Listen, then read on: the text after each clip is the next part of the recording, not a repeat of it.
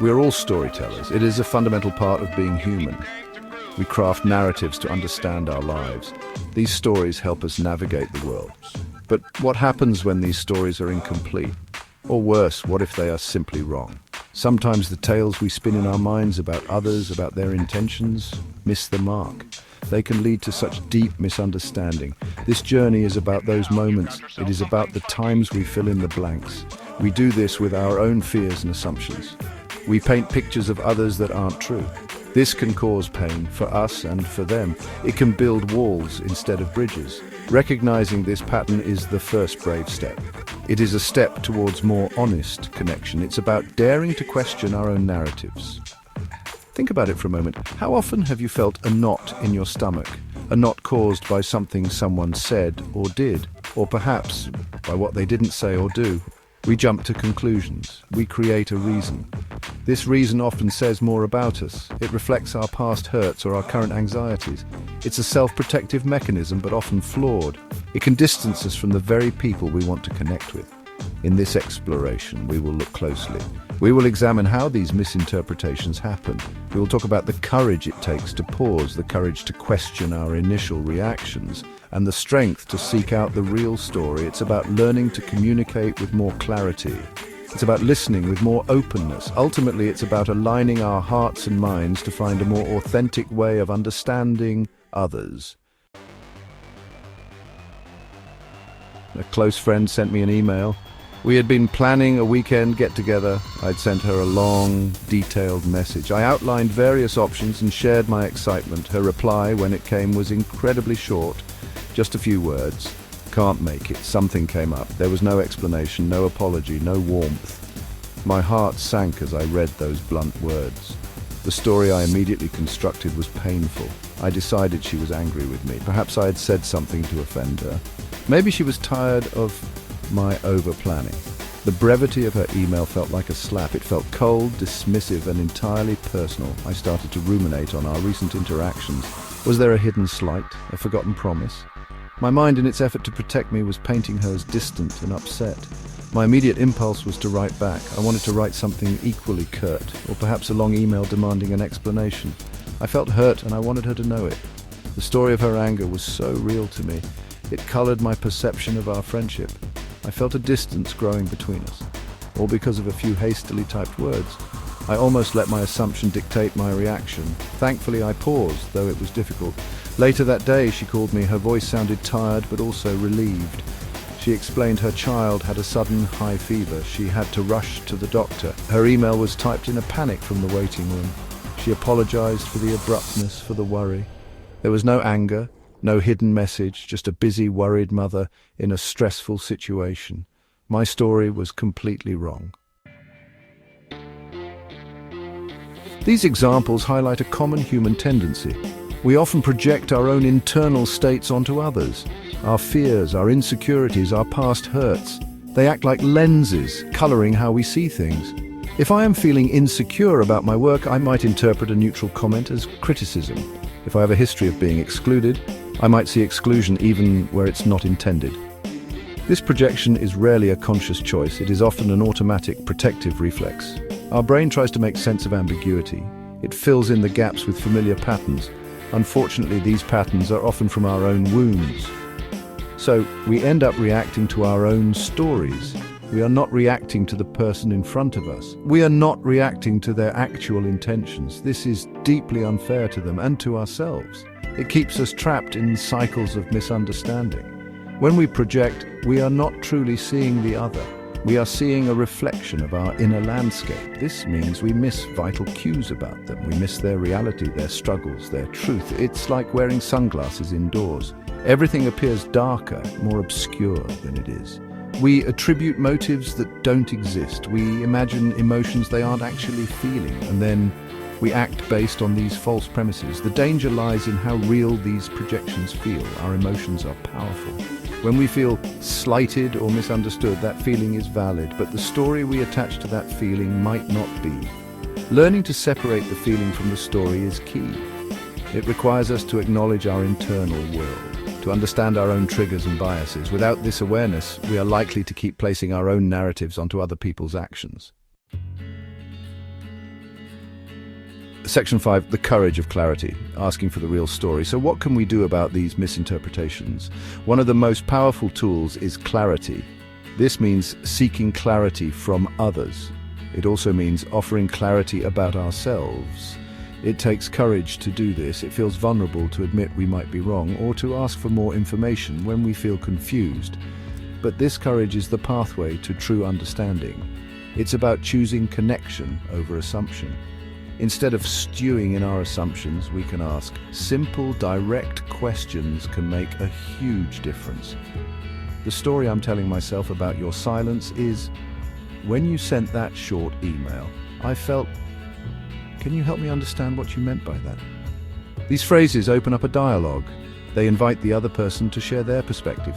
They show that we are willing to listen and that we value their truth over our own story.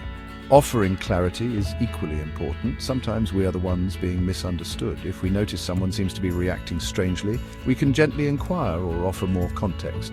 I noticed you seemed quiet after I said X. I wanted to check in and make sure I was clear. This proactive communication can prevent misunderstandings. It prevents others from spinning their own negative stories. It's about being responsible for how we communicate. This practice of seeking and offering clarity is not easy. It requires us to step into discomfort.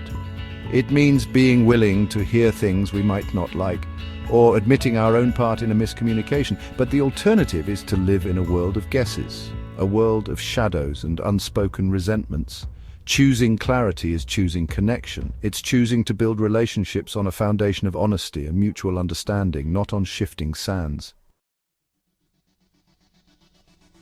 Section 6, the power of the pause, gathering evidence before judgment. When we feel that rush of emotion, that quick judgment, that moment when our internal storyteller kicks into high gear, this is the critical point to introduce a pause, a deliberate space between the trigger and our response. It's like hitting the pause button on a movie. It gives us a chance to examine the scene. Instead of reacting impulsively, we can reflect. This pause is a superpower in communication. It allows us to move from reactivity to responsiveness. During this pause, we can gather evidence. What are the actual facts of the situation? Not our interpretations, but the observable data. Mark was silent is an observation. Mark was angry is an interpretation, a story. The email was 3 sentences long is an observation. The email was meant to be hurtful is a story. Separating these is a crucial skill. It helps us to see what is truly there. The pause also allows us to consider alternatives. Could there be another reason for this behavior? Instead of latching onto the first, most negative story, we can brainstorm other possibilities. Maybe the person is tired, stressed, or distracted. Maybe they have something personal going on. Maybe their communication style is just different. This doesn't mean dismissing our feelings. It means not letting our feelings write the entire script. This practice of pausing and gathering evidence is hard.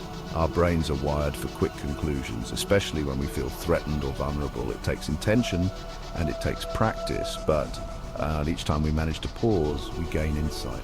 We learn more about ourselves and our patterns. We also give the other person the benefit of the doubt. This space created by the pause is where understanding has a chance to take root and grow.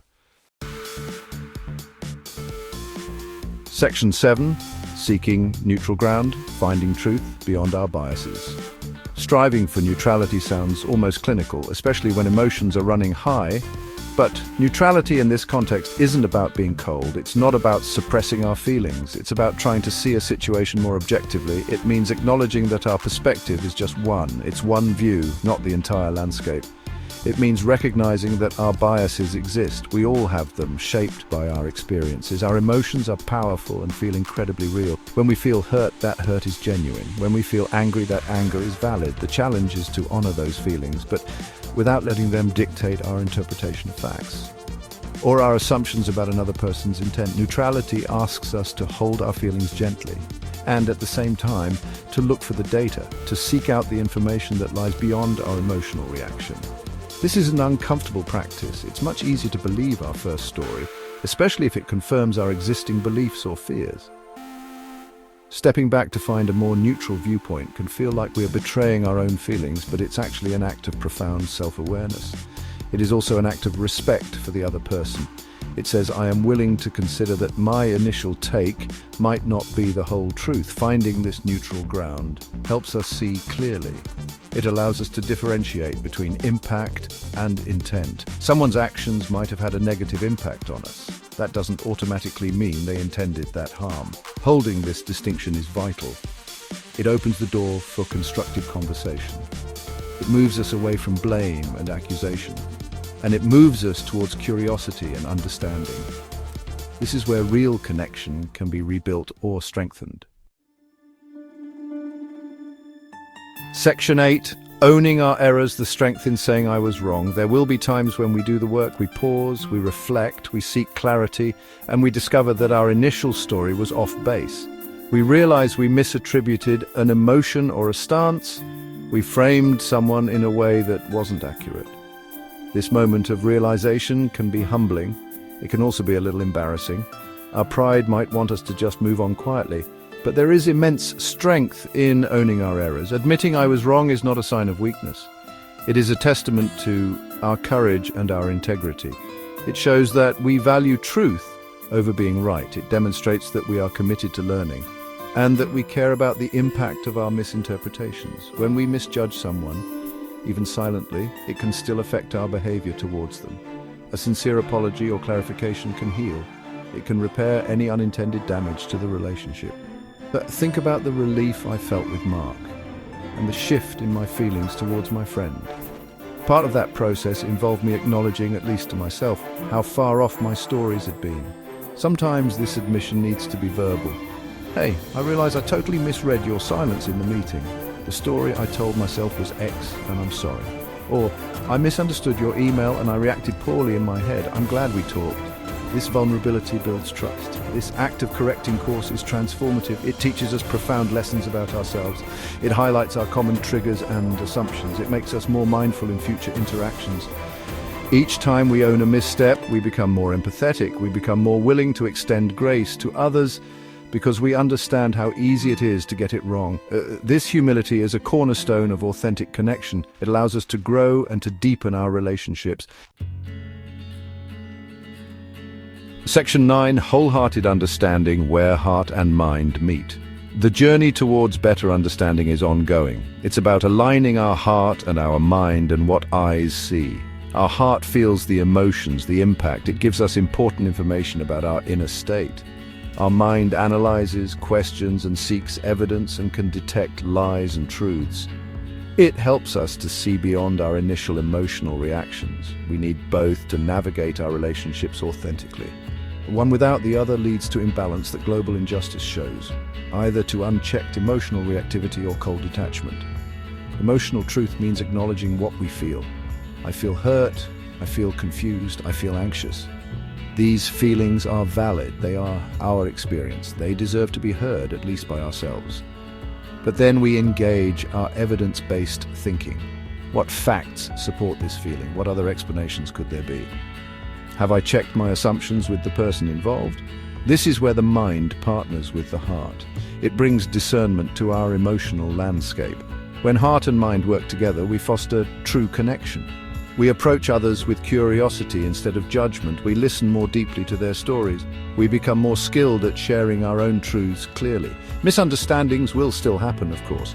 We are human, and communication is complex, but our ability to navigate these moments changes. We can recover more quickly with more grace. We can repair ruptures with more skill and empathy. This alignment is not a destination, but a practice, a daily commitment to showing up more fully, to being brave enough to question our narratives, to being vulnerable enough to seek real connection. It requires courage, compassion, and connection.